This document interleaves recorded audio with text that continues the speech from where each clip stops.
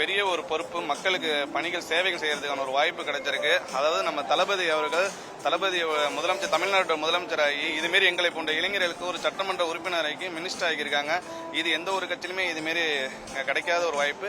என்னை போன்ற இளைஞருக்கு மினிஸ்டர்ஸா வாய்ப்பு கொடுக்கறதுனால நிறைய சேவைகள் செய்யறதுக்கும், மாவட்டங்கள் வளர்ச்சி அடைகிறதுக்கும், தமிழ்நாட்டில் உள்ள பிரச்சனைகளை சரி செய்யறதுக்கும் ஒரு வாய்ப்பு கிடைச்சிருக்கு. இந்த வாய்ப்பு நல்ல விஷயத்தை நாங்கள் நல்லபடியாக பயன்படுத்துவோம்.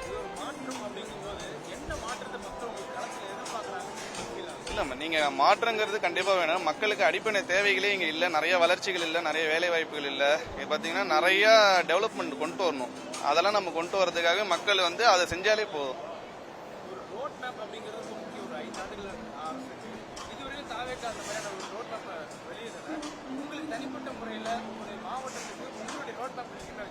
இல்ல, இப்ப வருங்காலத்துல எல்லாத்தையுமே பிளான் பண்ணி வச்சிருக்காங்க. பட் இன்னைக்கு நாங்க பொறுப்பேற்றதுக்கு அப்புறம் அடுத்தடுத்த அறிவிப்புகள் இல்ல வரும்.